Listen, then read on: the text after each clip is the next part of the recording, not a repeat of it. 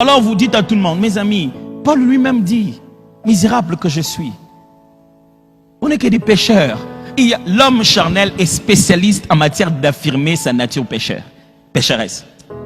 Non, vous croyez que vous êtes les saints, vos pasteurs là même, et même les pasteurs, vous pensez que ce sont des saints?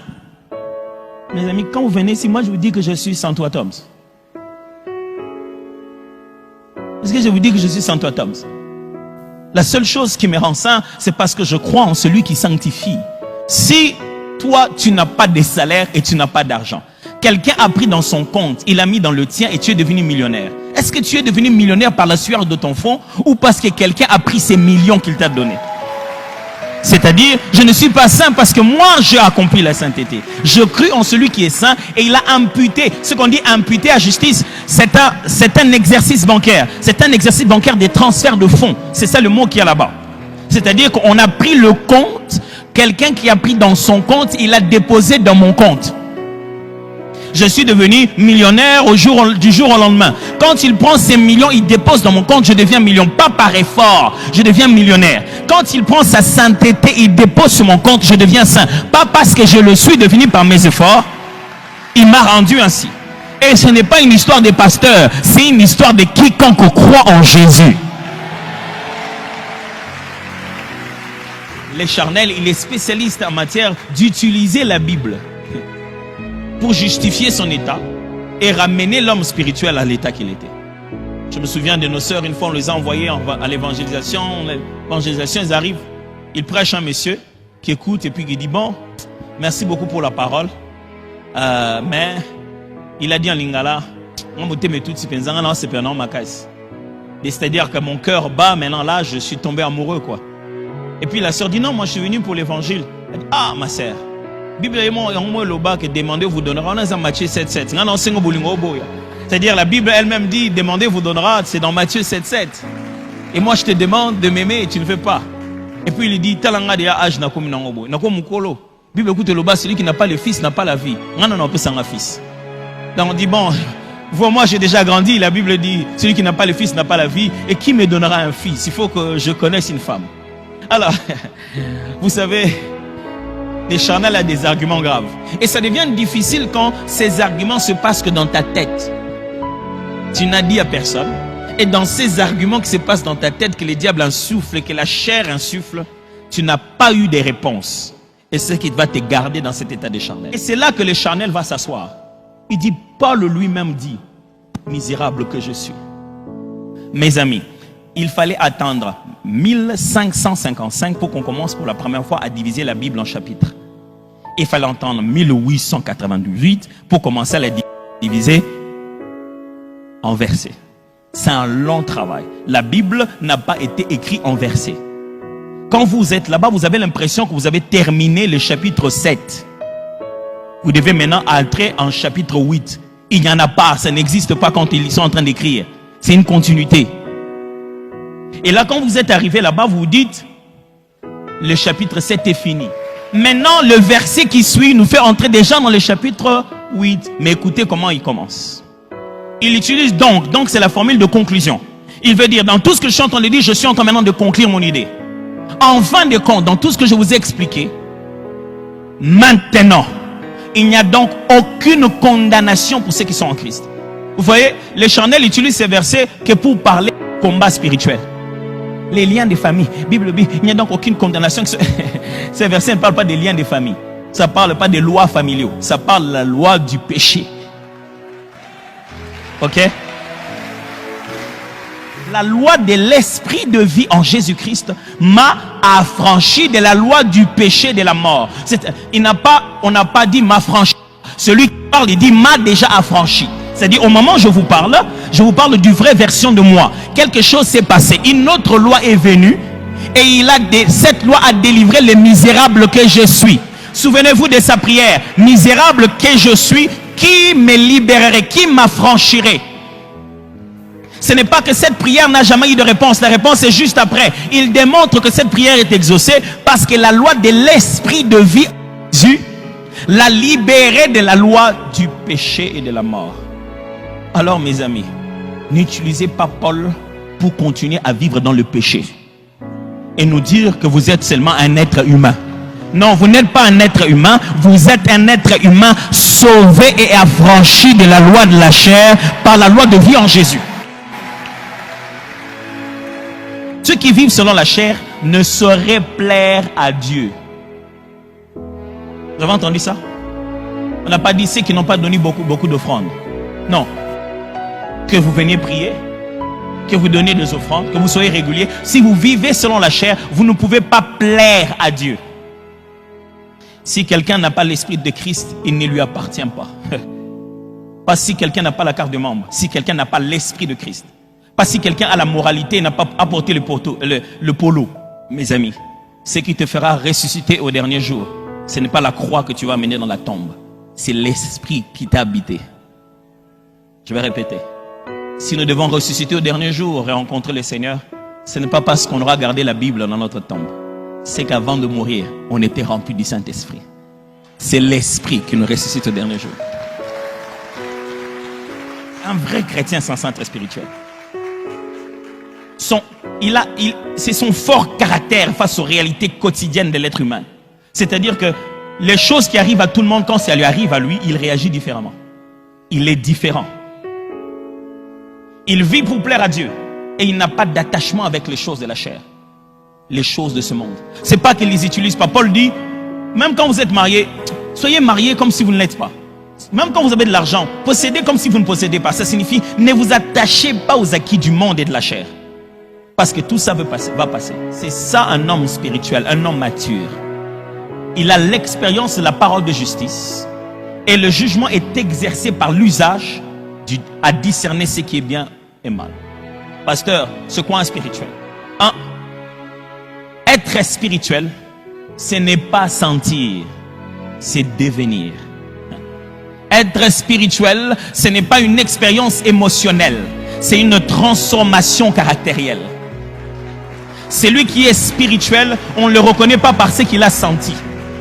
On le reconnaît par qui il est devenu même en secret. Il est tellement devenu au fond de lui que même si vous fermez la chambre, vous le laissez seul. Ce qu'il faisait avant, il ne peut plus le faire parce qu'il est devenu une autre personne. C'est comme ça que vous saurez qu'il est spirituel. Oh, on nous a vendu une très mauvaise spiritualité au Congo. La spiritualité selon laquelle le plus spirituel, c'est celui qui a plus de sensations. Le Seigneur, j'ai senti que... Il a senti aujourd'hui une chose, demain il a senti une autre. L'autre... 2 mois, il a senti que c'était cette sœur. 3 mois, il a senti que c'était l'autre. Au bout d'une année, il a changé 6 sœurs différentes parce qu'il ne sentait pas. On a une spiritualité congolaise où on monte à la montagne, on bat les mains. On finit, on a prié, on a transpiré et on descend. Et on laisse Dieu faire. Et après avoir parlé en langue pendant longtemps, on reste impoli, impudique, sans valeur. On vient derrière pour inventer une autre prophétie et bouffer de l'argent aux autres amis. Être spirituel, mon frère, ce n'est pas sentir, c'est devenir. C'est la transformation au niveau de ton caractère. La spiritualité demande d'avoir développé un caractère personnel et non des expériences émotionnelles temporaires. Oh, ce pays, on a trop senti. Ces pays, on a trop senti. Nos églises, on a trop senti. Oh, je sens la présence de Dieu. Laisse les autres sentir la présence de Dieu par ton intégrité. Laisse les autres sentir la présence de Dieu par ton sens de la vérité.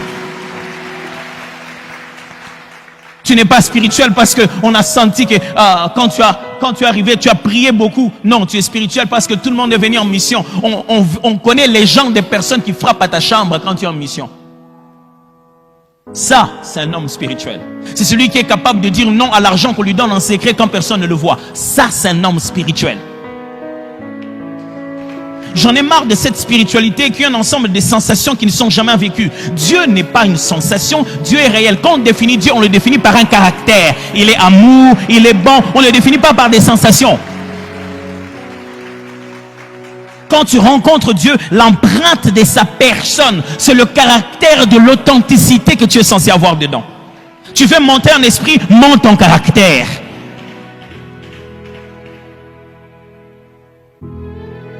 La spiritualité dont on parle, mes amis, elle est bâtie sur ce que l'on sait et non sur ce que l'on sent. Hey, on a fini de prier après. Tu veux savoir qui est le mieux senti? Tu es vraiment sûr que tous ceux qui sont riches dans ce monde, c'est parce qu'ils ont suivi une prophétie. Tous ceux qui ont réussi leurs affaires, c'est sur base d'un message prophétique. C'est faux. Un immature ne sait pas choisir par lui-même. C'est ce que le texte hébreu vient de dire. Il n'a pas le jugement exercé à différencier le bien et le mal. Je prie Dieu que nous puissions avoir dans cette église des gens qui, après avoir chanté Okumama, il descend, il reconnaît par lui-même qu'est-ce que Dieu veut lui dire.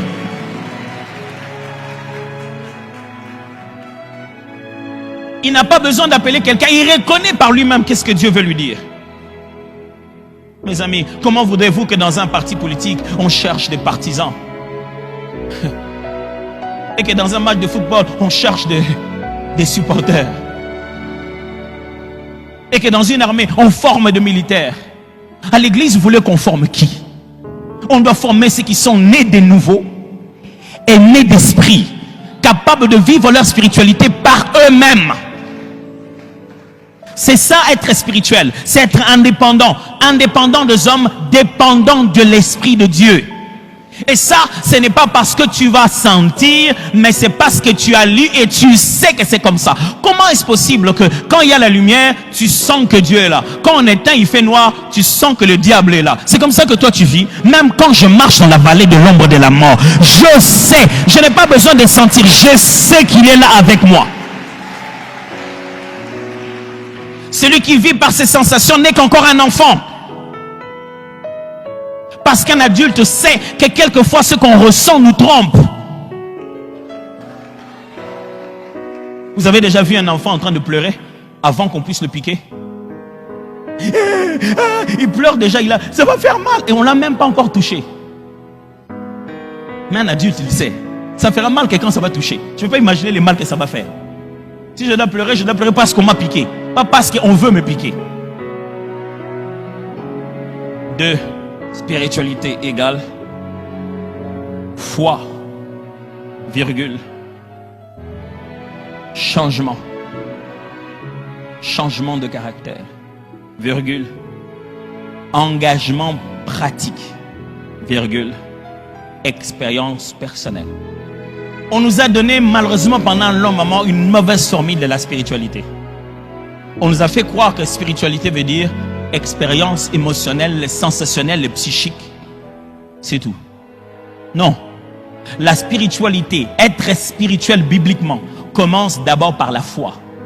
Il faut croire que le visible vient de l'invisible et que nous sommes dans une action qui ne se touche pas, qui ne se fait pas, mais qui a de l'impact. La foi est la base de toute spiritualité. Tu ne peux pas exercer de la spiritualité sans y croire. Tu ne peux pas être spirituel en appelant ça « prière nabino ». Tu veux voir quelqu'un de spirituel, il n'est plus comme avant. La vraie spiritualité, après qu'on ait cru, on doit être transformé sur base de ce que l'on croit. Regardez quelqu'un, quand il se croit être un musicien, il commence à marcher comme ça.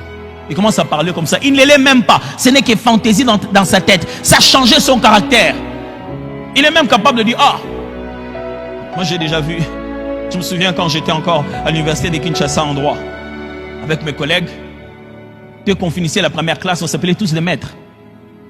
Dès G1, on s'appelait déjà des maîtres. Maître un tel. Quand on descendait les marches de l'amphithéâtre Léon de Saint-Moulin, on se prenait déjà pour des avocats. Quand on sortait d'un taxibus, un receveur a fait... On parlait au receveur comme si on était des connaisseurs déjà de la loi. Or, on venait de commencer la première année de notre ignorance. On pensait déjà être maître. Comment est-il possible que tu as cru et ça ne t'a pas changé? Ce n'est pas possible. La vraie spiritualité, c'est que les choses auxquelles on croit changent notre caractère. À la prochaine étape, qu'est-ce qui se passe? Il se passe que il y a un engagement pratique.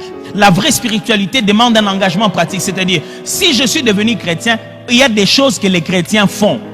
Comment tu peux te dire que tu es spirituel, tu ne pries pas? Ça, c'est l'engagement pratique. Vous avez déjà entendu quelqu'un qui dit il est occultiste mais il ne pratique pas? Hein? Il dit non, moi je suis entré dans l'occultisme mais je ne suis pas pratiquant.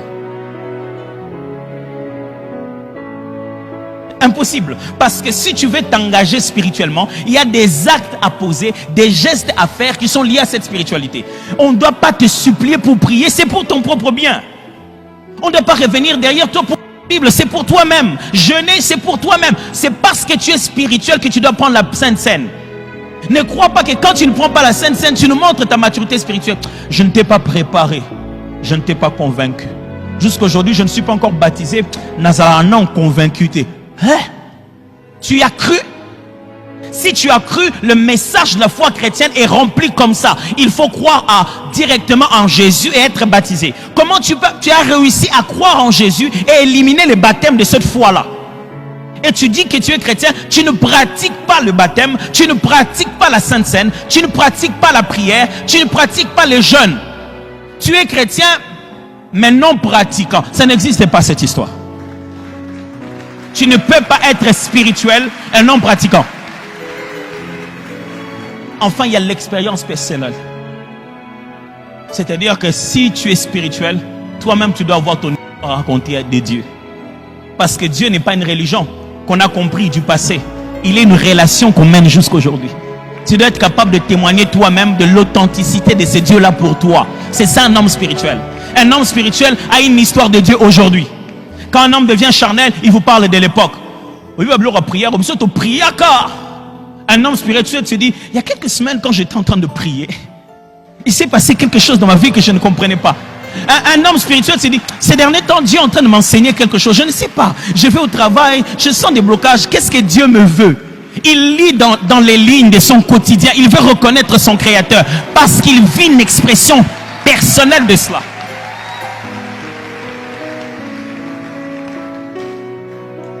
Être spirituel, mes amis, c'est une expérience personnelle, mais qui va de la conviction et qui change le caractère. Mes amis, on se plaint tous les jours. Oh non, je suis venu au travail, ils ont donné des postes à des occultistes. Occultisme, c'est un mouvement politique? Hein? Dites-moi, c'est une université intellectuelle? Ou bien c'est une pratique spirituelle? Comment peux-tu vouloir être occultiste sans être spirituel? Il est obligé de pratiquer la spiritualité. Et toi, tu arrives au bureau, tu as peur. À cause de ça, parce qu'il pratique sa spiritualité. C'est qu'au fond de toi, tu sais que tu n'es pas spirituel. Tu es redevenu charnel. Mes amis, pourquoi? Être spirituel, mes amis. Oh, je prie Dieu qu'il nous donne une église remplie de spirituels qui en ont la joie. Il fut un moment dans ce pays spirituel. Être spirituel voulait dire être pauvre, être mal habillé, être mal présenté devant les gens. Non, porte une belle cravate, une belle tenue, monte sur tes talons, mais sois spirituel, intègre, juste dans son langage, véridique dans ce qu'il est en train de faire. C'est ça être spirituel. Quand on est spirituel, dégage une réalité spirituelle, mes amis. Quand tu arrives quelque part, l'onction de Dieu est avec toi. Les anges de l'éternel sont avec toi.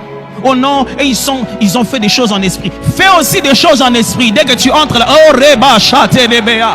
Oh, fais les choses en esprit. Tu peux faire les choses en esprit. Pourquoi tu ne fais pas les choses en esprit?